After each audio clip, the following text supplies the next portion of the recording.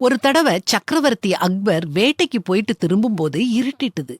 அக்பரும் அவரோட போனவங்களும் திசை தெரியாம அலைஞ்சாங்க. ஒரு சின்ன பையன் சத்தமா பாடிக்கிட்டு அந்த பக்கமா போனான். அக்பருடைய சேவகர் அவனை நிறுத்துனாங்க. அக்பர் அந்த சின்ன பையனை பார்த்து, "உன் பெயர் என்ன?" அப்படின்னு கேட்டாரு. அதுக்கு அவன், "என் பெயர் மகேஷ் தாஸ். உன் பெயர் என்ன?" அப்படின்னு கேட்டான். "நீ யார்கிட்ட பேசுறன்னு தெரியுமான்னு?" சேவகர் அவனை பார்த்து மிரட்டுனாங்க. அக்பர் அவங்கள அடக்கிட்டு அந்த பையனை பார்த்து, "என் பெயர் அக்பர். இந்துஸ்தானின் சக்கரவர்த்தி நான். நாங்கள் வழி தவறி விட்டோம். நாங்கள் ஆக்ரா செல்ல வேண்டும். இந்த சாலை எங்கு போகிறது?" அப்படின்னு கேட்டாரு.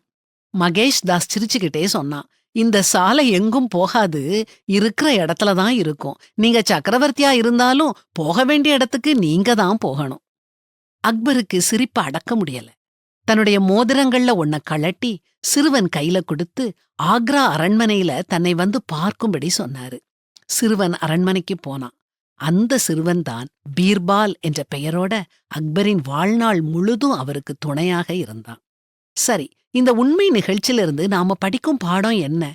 நாம எல்லாரும் சொர்க்கத்துக்கு போகணுங்கிறதுக்காக இறைவன் தம்முடைய ஒரே மகனாகிய இயேசு கிறிஸ்துவை சிலுவையில உயிர் விடும்படி இந்த உலகத்துக்கு அனுப்புனாரு. சொர்க்கத்துக்கு போகும் சாலை வைக்கப்பட்டாயிற்று. கடவுளுடைய அருளினால அந்த சாலையில நடந்து போய் சொர்க்கத்தை அடையிறது நம் பொறுப்பு. ஜீவனுக்கு போகிற வாசல் இடுக்கமும் வழி நெருக்கமுமாயிருக்கிறது. அதை கண்டுபிடிக்கிறவர்கள் சிலர். நீங்க அந்த சிலர்ல ஒருத்தரா? சிந்திச்சு செயல்படுங்க.